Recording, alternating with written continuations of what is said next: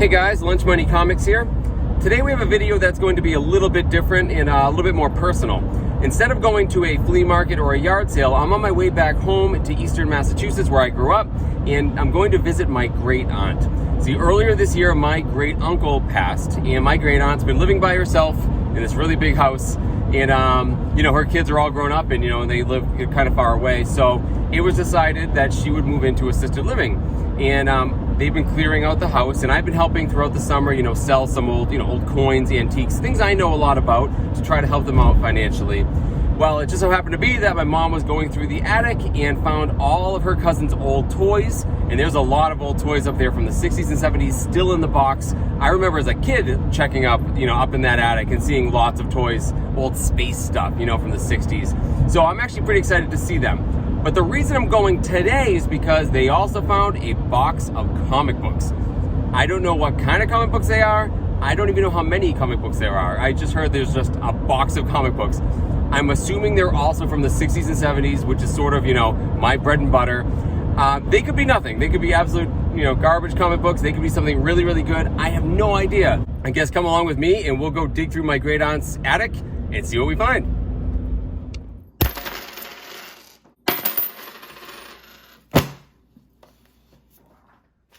Oh, it used And to, that was your yes. I remember that. It's neat, whatever it is. It's an old Viking ship or Roman ship. Yeah. I had the soldiers and everything.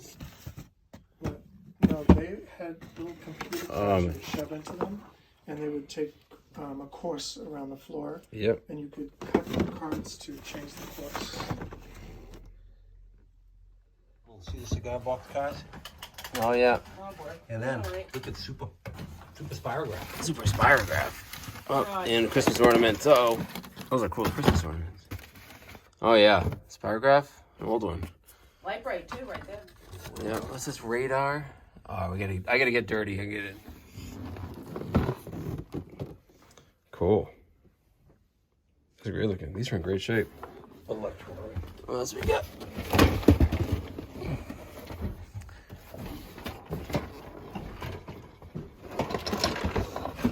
There's a good one. That was reservation, split level. This is cool. See when the darkness takes pictures of the first one, Yeah. everything to the logical place. Body. The visible land. That was cool. I think that was a model. Is it done? Is it complete? Yeah, I think so. It's Parker Brothers. Yep. Cool. Hold on. Wait. Is this the matchbox? It's all in there? Yep. Phew. Billionaire. Cool. What year this is from? When he got that for Christmas or whatever, and when it was up, it was bigger than me. That's awesome. Me at Christmas when I was little with the Flintstones out. Cool. Flintstone blocks. They were also made by Kenner. That's amazing. And this is complete? Wow. Yeah, that's crazy. What's this? That's a space station. Oh man. And then that's, What's that back there? That's Cape Canaveral. That's a whole What the hell's that? replacement. Whoa. Yeah, this is good, really good stuff. All right.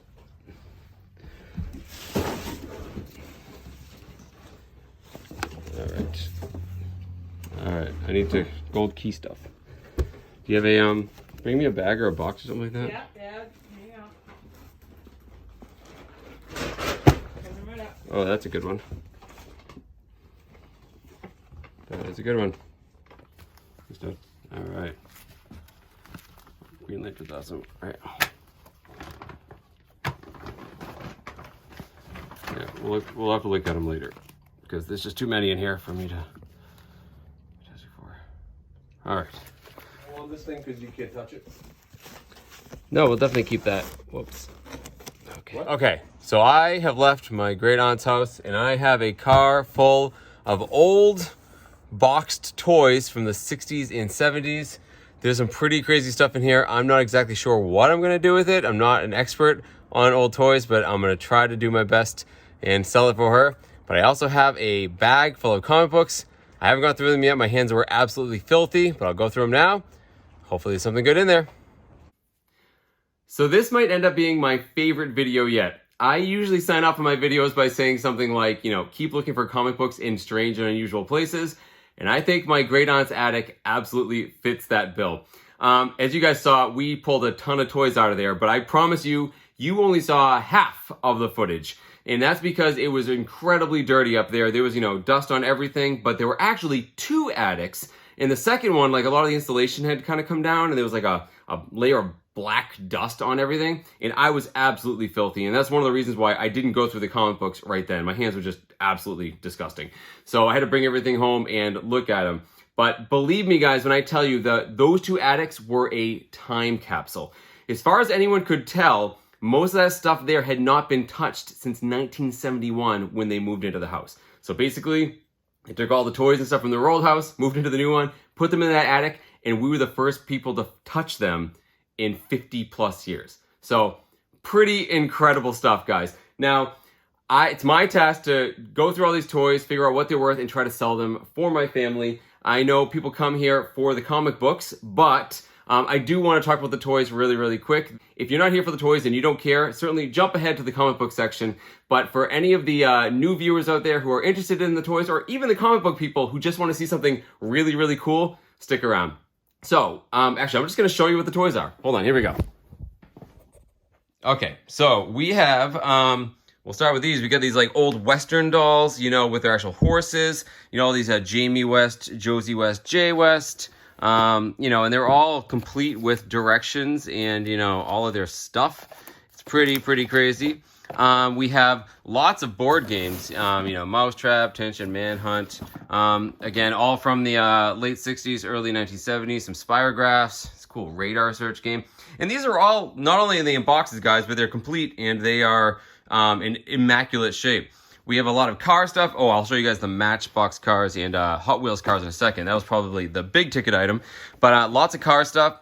We got these Amaze-O-Matics, which are like programmable cars back then. And it makes me laugh. The actual programming thing is actually old like punch cards. Man, how far technology has come. Yeah, we got this Car Box City. We have this Cape Kennedy action set that has all the components in it. Pretty neat. It just folds out. The whole briefcase becomes the playset. We got this Park-O-Matic. We got this Invisible Man model, which is never done. These are probably the big ones. We have all of this space stuff. I'll just show you really quick. Again, very retro stuff from the late 60s. And, you know, all the toys are in the box, complete with directions and decals and everything. And we got this Space 1999 one, which makes me laugh because, you know, it's funny to see how 1999 came and passed and didn't see anything like that. We have this Space Crawler action set, which is pretty awesome. There's this Major Matt Mason character, and I was surprised. You know, when I saw this, I was like, oh, it's just this set here with the astronaut. But within this box are other expansion sets of Major Matt Mason. There's like a bubble thing that rolls around. There's like a shelter for him. So that's all in there, in their own boxes. We got a Space Safari. We got a giant styrofoam T-Rex. We got a car set down there that's kind of falling apart. And, you know, guys, this is half of what I've gone through. I have the big toy spreadsheet I'm going through that I'm sort of like chronicling all these, you know, trying to figure out what they're worth. I have another whole box in the other room, or bags, full of toys that I haven't even gone through yet, including a whole bunch of old Lionel train sets. I got to show you guys the die-cast cars now. And these are all of the die-cast cars that I am trying to sell. And, you know, there's like over 50 of them in here, and they're all in, you know, excellent shape. You know, these are all the Matchbox cars up here, and, you know, all from England. They're all from early to late 1960s, you know, and they're just in great shape. And they all have the accessories. Like, they have the original cows they came with. So, like, you know, this van here, this, you know, has its own, you know, has like TVs inside of it and stuff. And they're just in excellent condition. I don't think my cousin really played with them that much. But the really amazing ones that I've discovered are over here. These are the early Hot Wheels. In fact, this whole row right here are what they call the original 16 or the Sweet 16. And these are all of the original, you know, the first Hot Wheels cars that ever came out. And they're all in excellent shape. You know, they're all custom Barracuda here. We got a couple of different custom Firebirds. And yeah, I know a lot of these have their own like these badges that they came with. They haven't even been like folded over or even used. Yeah, we got a Cougar in here. So these are excellent, and they can go for some pretty good money. Even the second year Hot Wheels, which I have up here, these can go for some pretty good money depending on their condition. And like I said, I don't think you played with these very much. So, I'm not really into like, toys or cars that much, but I tell you guys, like when I was looking these up, I really got an appreciation and an education on what these are. And yeah, now it's just, this Herculean task of, inventorying them all. I have a spreadsheet going with average bid prices, and it's a lot of work. It's coming down to, how much work can I actually put into this, but I'm having a good time so far.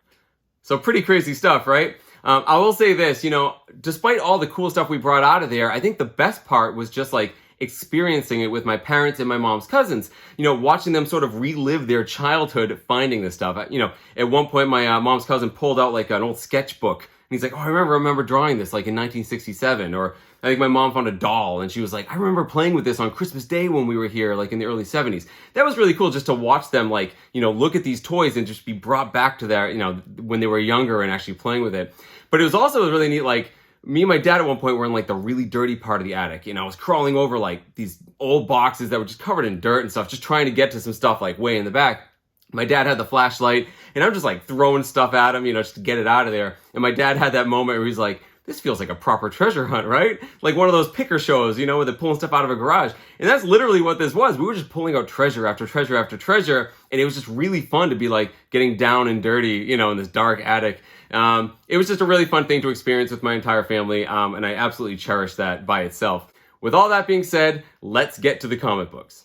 All told, there were 80 comic books. Now, I told you in the opening footage that they were all in a box. Well, what they actually found them in was an old hamper, like a really old like clothes hamper. And they had pulled the comic books out and put them on a shelf for me to look at. But by the time I got over to those comic books, my hands were literally black. So I just grabbed them all, threw them in a box. When I got back to my parents' house, I went through them all for the first time and actually saw them for the first time. So I sorted these into 3 piles. I sort of have all like the Gold Key, Dell, Charlton, like the Funnies comics. And there's a lot of those. Then I have all of like the superhero stuff that's sort of beat up. And then I have like the good stuff, which I've actually put in bags and boards. The one thing I will say about all of this stuff is that it's all in pretty bad condition. Even the good ones I found, there's something wrong with all of these. There is almost, I don't think there's a single comic book in here I would consider like very fine. They're a mess. So I just want to preface that right now. And I'm going to blast through these really quick in the interest of time because we want to talk about the good stuff. So we got Lancelot Link, Secret Chimp, based off a TV show. Lidsville, really cool cover here. Magnus Robot Fighter 4000, very cool. Another cool cover, Space Family Robinson, Lost in Space, very cool sci-fi cover. Tono and Kono, the Jungle Twins. The Flying Nun, my mom used to watch this show, she said. A couple of classics illustrated. We got The Time Machine. We also have our first casualty of the attic here. Oh, look at that. It literally just fell apart in my hand as I was showing you guys. So that's the type of stuff we're dealing with. Pinocchio, non-Disney Pinocchio. We got a whole bunch of Hanna-Barbera. We got Huckleberry Hound, Top Cat, Yogi Bear. We got a couple of Flintstones, which are evidently hot again. I don't know why. Flintstones here. This one is Gold Key. This one is Top Comics. We got Heckle and Jekyll. We got a bunch of Disney coming up. We got some Donald Duck. Some Mickey Mouse and Goofy. Chippendale. We have a whole bunch of Looney Tunes. We got Bugs Bunny with Elmer Fudd there. We got Bugs Bunny with Porky Pig. We have my favorite, which is Roadrunner and Wile E. Coyote. You also see some of these had stickers on them, like they were replacing the the old price. I pulled some of them off when I could, but they were just damaging the books. Audrey and Melvin. Oh, this one's barely holding together. We got some more Disney here. We got some Donald Duck, Woody Woodpecker, Daffy Duck, Dennis the Menace. You can see the sticker there. Fold right off. This is interesting. I think you saw in the footage. There are 2 of these. These are Dennis the Menace. These are promotional, looks like. They were free with the purchase of Caladrill. And as is the case with a lot of these comic books, there are several of these that we have 2 copies. Both my mom's cousins, there's 2 of them. They each got one, and some of them, they wrote their names on the back so that the other one wouldn't steal it. So we have 2 of these. Kind of neat to have a promotional kind of thing. All right, we got some Charltons here. We got a couple of Beetle Baileys. We have Popeye. O'Malley and the Alley Cats. It's a Disney property. Never heard of them. Now we're to like kind of like the Jughead stuff. Jughead and Archie. So we have a Jughead. This one's cool. This is the Maniacs, which evidently was like a knockoff of the Monkeys. Pretty cool. A couple of Jerry Lewis, which is really interesting. And evidently, you know, I did look these up. Some people collect these. So a couple of Jerry Lewis's. This next one coming up here is awesome. I wish I had it for my Halloween special. This is a Bob Hope comic. Didn't even know he had his own series. But you have all like the Universal monsters right there on the cover. Pretty neat. This one I thought might be worth money. This is Binky. And the reason I thought it would be worth money is that it's it's like a bikini on the cover. Kind of a good girl thing. You know, I know there's a market for that one, but I was surprised it's not worth that much. This one also has a 15-cent sticker on it that I'm afraid to pull off. So, kind of cool book, though. And then the last two here are just completely destroyed. This is a Donald Duck, a Disney book. It looks like a Christmas special. You see Santa on the back with his nice and naughty list. And you see this one here has just been completely obliterated. And the same is true with this one. I think this is... Wendy. Yeah, it's Wendy. I think she's like in the Casper family of cartoons. Same thing. Trade dress is cut off here. So that's it. That's it for all of the sort of like the funny books. But now let's jump over to the more obvious publishers that everyone knows, the superhero books. We have DC and Marvel. Most of these are DC. Almost all of them are DC, in fact. First up, we have Secret 6, number 3. I'm not sure what this is. I think it's kind of like a spy group. Apologies, I don't know who it is. We have a couple of Korak, Son of Tarzans. We have this one here. And this one here. And again, that's actually a pretty cool cover. All right, now we're into the superhero stuff. So we have an old Wonder Woman, number 173. We have a whole bunch of Lois Lanes. So we have Superman's girlfriend, Lois Lane. I don't know what she's doing, guys. These are kind of crazy books, honestly. I think they market these towards girls. But Lois Lane's always doing just like crazy things in them. And she has tied Superman down and she's whipping a dummy with a whip. I don't know. I don't know. If you were a girl in the 1960s and you read this stuff, let me know down in the comments. Speaking of which, I threw this one in a bag because it was actually in kind of better shape. This is an 80-page giant size Lois Lane. And it's actually a collection of a whole bunch of stories. It's like 8 or 9 different stories in here, and all of them are wedding related. Perfect for appealing to other girls, and very sexist, might I add. But once again, Lois Lane is nuts in all of these stories. I kind of flipped through, you know, one of the stories, she weds Clark Kent, his secret identity. She adopts a secret identity of her own. Okay, that's weird. And the last one, she makes a deal with the devil. Of course she does. I actually had to. When you look at something like this on the cover, I had to jump back to the final story, and evidently it's Superman impersonating the devil to get her to not marry him. Crazy stuff in here. I don't know what you guys were reading in the 1960s, but this is nuts. Pretty good shape, though. We have one more here. This was actually pretty good shape. Another giant-sized Lois Lane. Pretty great cover, actually, on this one. So now we're into we got a Superboy here. They had lots of giant-sized ones. I think they were just trying to get their money's worth. A lot of these are these big, giant-sized books, kind of like annuals. The problem with all of these is that most of you know, all these square-bound books, they tend to get pretty beat up, especially the cover gets detached all the time because it's not actually stapled to it. It's just glue, and you'll see when I get to the end. We paid for it. So, pretty cool Superboy here. We have a really great-looking Action Comics here. Has a 15-cent sticker on this one. Again, it's a bummer. It's really cool. We got Supergirl and a whole bunch of different Supermans. Don't know what's going on with this one. Cool looking book though. All right, we have a whole bunch of Adventure Comics. Here's another one here, Adventure Comics 370, featuring Superboy and the Legion of Superheroes. Pretty cool. Superman's tied up in like half of these comic books, I swear to God. He's always being tied up. Another Adventure comic books here starring Supergirl. She's saying that someone in the Justice League, telling the Justice League Superman is a traitor, and just a cool cover with all the Justice League on there. Terrible shape, cool looking comic book. We get a couple of Hawkmans now. These are in really bad shape. This one is, this one is split. Pretty much the whole middle of this. Pretty much middle of this is a split here. So this is Hawkman number 19. We have a Hawkman number 21. It's a pretty cool cover. I like Hawkman. I think he's really cool. We have 3 Jimmy Olsens. So we get number 96, 103, 105. These are actually all decent shape. All right, we have an Action Comics here. This is pretty cool. I have no idea what's going on in this. I think that's Superman tied up again, maybe. Okay, I mentioned earlier that my cousins would often each buy a book and put their names on them. So I have two of these. Brave and the Bold, number 69, Batman and Green Lantern. Actually, this one's in really good looking shape. And you see on this one here, on the front and back, my cousin Lori wrote her name on it to make sure that her brother didn't take it. So I have two of these. World's Finest now. We have World's Finest 190. Once again, Superman is tied up. All the time, I swear. Half of these books, he's tied up on the cover. You got Batman and Robin swinging in to save him from the villains down here. So, cool looking book. Actually, pretty good shape, too. Really good shape, actually. All right, we got some more World's Finest here. We have World's Finest starring Batman and Superman. This time, Batman's tied up by Superman, so pretty cool. World's Finest, Batman and Superman again. This time, they are taking over the world, maybe? They're kings of the world, something like that, with those crowns. Cool cover. Now that I'm taking this one out, oh yeah, this one is barely hanging on, guys. That's pretty much par for the course for a lot of these. This one's really beat up. This is Action Comics number 348. You can see one of my cousins did something to the cover. Ooh, I got a Marvel one stuck in here, and I love these old horror books from the 70s, guys. This is Crypt of Shadows. This one's from 1973.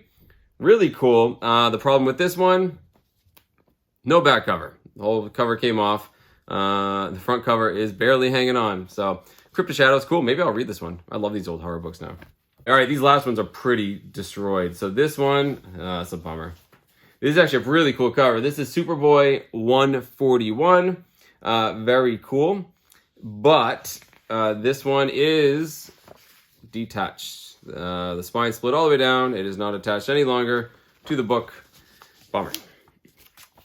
We have a giant size Lois Lane missing the cover. And just like I said earlier, you know, the cover wasn't stapled on. It's just glued. And they always split along this front cover. And you can see exactly that's what happened. You see the two staples through the pages of the book. But that front cover came right off. And the last one is Giant Action Comics Supergirl number 373. Really great cover by Supergirl. This one might have been worth something. Well, there you go. That's why it's not. The front cover is attached at one staple, or a little bit of glue, I should say, and the back cover is completely gone in this case. So that's a bummer. But also, I mean, they're cool to look at, guys. You know, most of them are DC, like I said. A lot of superhero stuff. Not in particularly great shape and not really worth any money, but I thought they were neat and worth talking about. But now, let's go to the good stuff. So these are either books that were keys, or they were in really good shape and worth, like, maybe probably worth some money if I could actually sell them. So first up, man, I'm happy to find this one. One of the few Marvel ones I have. We have Adventures into Fear with the Man-Thing number 16. We all know that Man-Thing is pretty hot right now. He's a big hot commodity, and I think he's really awesome. And just like Man-Thing number 1, where you had art by Frank Bruner, it's the same thing, same artist, Frank Bruner from 1973. Awesome looking comic book. Happy that this one was in there. Staying on the Marvel wagon for a few more minutes, we have Captain America number 131. Not a key as far as I know. We got Bucky on here. This one's from 1970. It has a Marie Severin cover. This one's actually in really clean shape, so pretty good. We have a Fantastic Four number 104. This one's from 1970 with a John Romita cover. And this one's kind of neat. I thought it was fascinating because we actually have Magneto. You know, I like seeing Magneto as not just an X-Men ally or adversary. It's kind of neat to see early Magneto fighting a different team. And in this case here, he's captured Invisible Woman and Namorita, I'm guessing. And, you know, the Fantastic Four and Namor are going to save their damsels in distress. Man, they used that trope a lot in the 70s and 60s, huh? So, cool book right there. All right, now we're into the DC stuff. We have Superman number 195. Really, really cool cover here by Kurt Swan. This is from 1967. This book is in excellent shape. That's why I put it off to the side. You get Superman, you know, getting hit by this, you know, I'm guessing kryptonite gas. You got Crypto here. We got Supergirl. I don't know what that is. So very, very cool. It's a small city. One of you guys would know that. I'm not a big Superman guy. So really great looking book there. We have a Flash here, another one that's in pretty good shape. This is Flash number 194. This is from 1970. This is a Neil Adams cover, and The Bride Cast Two Shadows. Pretty cool. You get an invisible bride there. Neat looking book. This book, this one's crazy to me. I thought this one would be worth a lot of money. This is a World's Finest number 177. Look at this cover, guys. We got Superman, Batman, Lex Luthor, and the Joker all in one cover. Really cool orange background. It's not worth that much money. I mean, I think if it was in really good shape, someone would love to have this like in their collection. This one's a little beat up. There's some water staining on the cover a little bit, but otherwise I think it presents really nice. I was just sort of shocked that it wasn't worth that much money considering you have like the two biggest DC superheroes and their two biggest enemies. So great looking book though, right? Pretty awesome. All right, now we're into the Green Lantern books. This one's kind of crazy. This one is Green Lantern number 74. This is from 1970. This is a Gil Kane, Murphy Anderson cover. What's kind of interesting about this one is that it's not a key, this book in and of itself. It's in beautiful shape, by the way. It's probably the best conditioned book of the whole pile. But what I found interesting about this one is that it missed two big keys by two numbers. So this is number 74. Number 72 was the premiere of this Green Lantern trade dress. It had just started 2 issues before this, and 2 issues after this, of course, number 76 is the first team up of Green Lantern and Green Arrow. A lot of people consider it the beginning of the Bronze Age. That's 2 away. Neither of those books were in the pile, but this one I thought was pretty cool because it was just in great condition. So now we're going back earlier for Green Lantern. Now we're back to the trade dress that I really like. I love this old earlier trade dress here, Green Lantern. This one's from 1967, another Kane and Anderson cover. Really cool cover there. I don't think there's a key or anything. It's just pretty neat cover. But this next one absolutely is a key. This is the issue before this one, or after this one, sorry. Number 55, also in great shape, guys. This one is 2 things. It's from 1967, another Anderson and Kane cover. This is the first appearance of Zabora, a reptilian Green Lantern. I think that's him right there. It's also the first appearance of Charlie Vicker, who becomes Green Lantern briefly in the next issue. I'm not sure about that, but what I love about this one is the fact you have all the other Green Lanterns around here, sort of like with Hal Jordan and the firing squad of all of them, I guess. So really, really cool. I think this book is fantastic looking. I think it's awesome. And I really love, again, these old Green Lanterns with the old trade dress is my absolute favorite. So really, really cool right there. All right, now we're getting to some bigger books, guys. Next up, we have Plastic Man number 7. So Plastic Man originally was a Golden Age character. You know, he was with Quality Comics is what the name of the comic group was. And they were discontinued sometime in the 1950s. And then in the 60s, DC bought the rights to Plastic Man. And they rebooted it in 1960, I've written down 66. They rebooted it with number 1. And the Plastic Man that was featured was the son of the original Golden Age Plastic Man. So what is the significance of this cover, this book here? Well, this says right here, Plastic Man's Fantastic Old Man, the original Golden Age Plastic Man makes an appearance in this book, and it marks the first time the Gold Age Plastic Man is in the Silver Age. On top of that, it's a really great cover, right, with the green background. This one did have a sticker on it. I was able to get it off without causing any damage whatsoever. It was pretty dry and brittle. But this is a great looking book, right? I mean, it's not in the best shape, but really cool in and of its own right, and it is technically a key. It's one of only 2 keys from the 1960s Plastic Man, this volume 2, number 1, and this one, number 7. So pretty neat. This one breaks my heart, guys. If you watched my channel in the past, you know that I love dumb villains. I absolutely adore them. And I don't think there's any villain, for my money, dumber than the Eraser. You get this guy here with an eraser head, and he's literally rubbing out, as they say, erasing Batman and Robin. I don't even understand how that's working. Is he meta, that he's like breaking the fourth wall and erasing them because they're drawings, or is he erasing them with some other crazy... I don't know. I don't care. He's really stupid, and I love this comic book cover. I love it. But this one breaks my heart because both the front and back cover are detached. Both of them split right down, all the way down the entire length of the book. So that bums me out. I'm still, this one, you know, I can't really sell it for anything, but I'm definitely going to keep it just because, again, I love these dumb villains so much. So yeah, too bad. Could have been cooler, but love it. All right, next one. We have a proper key, guys. And I actually missed this one the first time when I was going through them. This is The Brave and the Bold, number 73. This is Aquaman and the Atom. And the reason why this one's a key, it's from 1967. It's a Carmine Infantino cover. This is the first appearance of Nuitas Vulko. He is a longtime ally of Aquaman. He is a a scientist, a politician. I think at one point he's like the king regent of Atlantis. Anyone who watched the Aquaman movie, this guy, Vulko, was played by Willem Dafoe. That's that character. So this is his first appearance is in this Brave in the Bold. So pretty great.